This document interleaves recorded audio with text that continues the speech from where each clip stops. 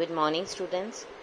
Today I am going to continue my lecture for plus 2 arts political science, and the name of the chapter is US hegemony in world politics. Yesterday I have told you about hegemony as a hard power. उसके बारे में मैंने आपको अपने lecture में बताया था. Hegemony as a hard power. Hard power means military capabilities. Bill Clinton years में यूएस ने मनी को, मिलिट्री को मेंटेन करने के लिए, उनको फूड सप्लाई करने के लिए, आर्मामेंट्स बनाने के लिए, न्यूक्लियर वेपन्स बनाने के लिए स्पेंड किया. यूएस की इन्वेंशन ऑफ इराक रिवील करती है कि बहुत सारे अमेरिकन जो थे, वल्नरेबिलिटीज आई उसमें. US has not been able to force the Iraqi people into submitting to the occupation. जो फोर्सेस थी यूएस की, कोएलिशन के अंडर आ गई. To fully understand the nature of American weakness, सबसे पहले we need to have a historical perspective. Imperial powers through history use किया उन्होंने मिलिट्री फोर्सेस को सिर्फ 4 टास्क को अकम्प्लिश करने के लिए. वो थे टू कॉन्कर, जीतना, डिटर, हराना, पनिश, सजा देना, एंड पॉलिस. जैसा कि इराक की इन्वेंशन शो करती है, अमेरिकन कैपेसिटी थी कॉन्कर इज फॉर्मिडेबल. उसी तरह यूएस की जो कैपेबिलिटी थी to deter and to punish is self evident. जो यूएस की मिलिट्री कैपेबिलिटी है वो ये शोन करती है, शोन टू हैव सीरियस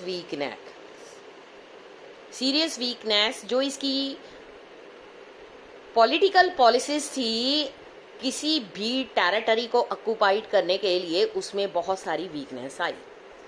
ये था हमने अभी स्टडी किया about hegemony as a hard power.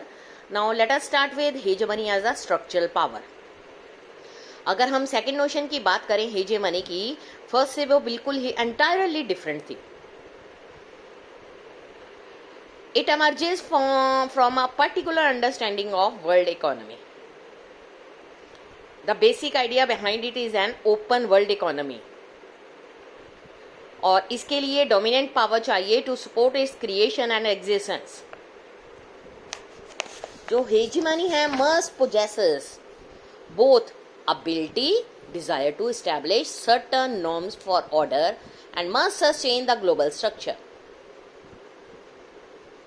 जो हेजेमनी है यूजली ये करती भी थी बट अपने ओन एडवांटेज के लिए. जो इसके कंपिटिटर थे उन्होंने इसका ओपननेस ऑफ वर्ल्ड इकोनॉमी का बहुत ज़्यादा एडवांटेज लिया, बिना कॉस्ट को पे किए हुए उन्होंने अपने ओपनर्स को मेंटेन किया, ओपननेस को. ओपननेस मीन्स इकोनॉमी के साथ वर्ल्ड ट्रेड को विदाउट एनी ट्रेड बैरियर शुरू करना. Hegemony in the second sense वो रिफ्लेक्ट करती थी जो यूएस ने अपना रोल प्ले किया था पूरे वर्ल्ड में ग्लोबल पब्लिक गुड्स को प्रोवाइड करने के लिए. पब्लिक गुड्स से हमारा मतलब ये है कि गुड्स जो भी कंज्यूम किए जाते हैं by one person without reducing the amount of good available for someone else. For example fresh air, roads, ये पब्लिक गुड्स के एग्जाम्पल हैं. अगर हम वर्ल्ड इकोनॉमी की बात करें, the best example of global public goods, sea lanes of communication, SLOCs, sea routes, जिनको commonly merchant ships के लिए ट्रेड करने के लिए यूज किया जाता है. फ्री ट्रेड जो है ओपन वर्ल्ड इकोनॉमी में SLOCs के बगैर हो ही नहीं सकता. ये नेवल पावर है जो कि it is the naval power of the hegemon that underlies the law of sea and sheer freedom of navigation in international water. Second world war के बाद ब्रिटिशर्स की जो नेवल पावर थी वो डिक्लाइन हो गई और मल्टी ओशनिक यूएस नेवी ने एक बहुत ग्रेटर रोल इसमें प्ले किया. अनदर एग्जाम्पल जो ग्लोबल पब्लिक गुड का है वो है internet. Today making the virtual world of world wide web possible, WWW. हमें ये भूलना नहीं चाहिए कि इंटरनेट जो है डायरेक्ट आउटकम है यूएस मिलिट्री रिसर्च प्रोजेक्ट का, जो कि 1950 में स्टार्ट हुआ था. इवन टुडे जो इंटरनेट रिलाइज है ग्लोबल नेटवर्क में सैटेलाइट्स की, वो सबसे ज़्यादा यूएस गवर्नमेंट ने उसको परचेज किया हुआ है. हमें ये भी पता है कि जो यूएस है पूरे वर्ल्ड के अलग अलग पार्ट्स में फैला हुआ है. वर्ल्ड इकोनॉमी में, टेक्नोलॉजी में इसका जो रोल है बहुत ज़्यादा डेवलप्ड हो चुका है. यूएस जो है वर्ल्ड इकोनॉमी का आई थिंक अबाउट 28% जो है वो ये शेयर करता है. यूएस जो है also account for 15% of world trade. If intra European union trade अगर इसमें इंक्लूड करें तो ये वर्ल्ड ट्रेड डाटा है जिसमें जो यूएस है वो 15% वर्ल्ड ट्रेड का शेयर करता है.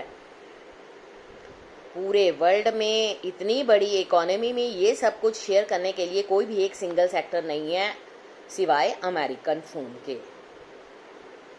टॉप 3 लिस्ट में सिर्फ अमेरिका का ही नाम है. ये इम्पोर्टेंट है रिमेंबर करने के लिए कि जो इकोनॉमिक प्रीपोंड्रेंस यूएस की है इसकी स्ट्रक्चरल पावर से बिल्कुल इनसेपरेबल है.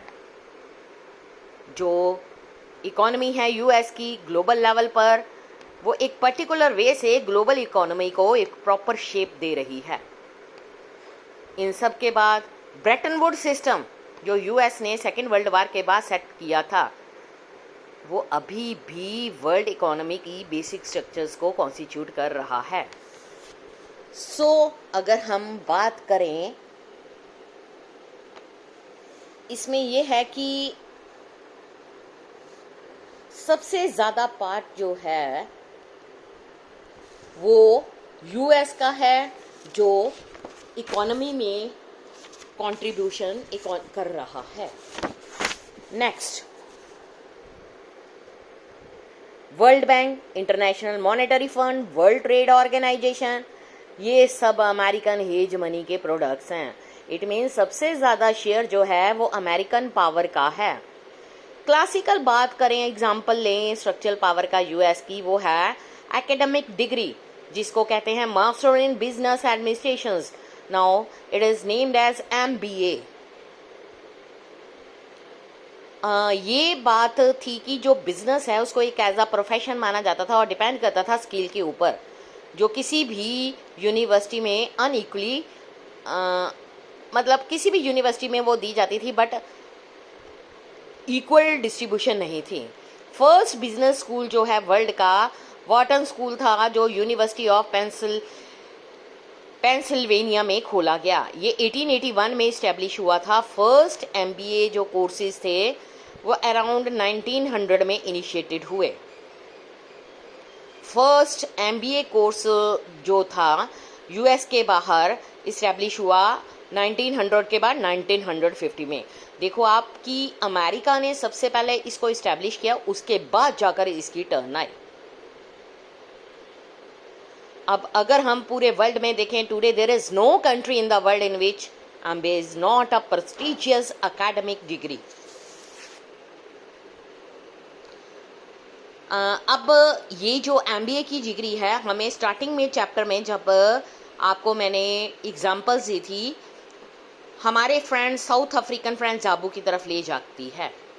स्ट्रक्चरल हेजेमनी एक्सप्लेन करती है कि जो जाबू के फादर हैं उसको अपने सन को पेंटिंग की बजाय क्यों MBA की स्टडीज़ करवाना चाहते थे, क्यों वो नहीं चाहते थे कि जो उनका सन है वो पेंटिंग की में जाए.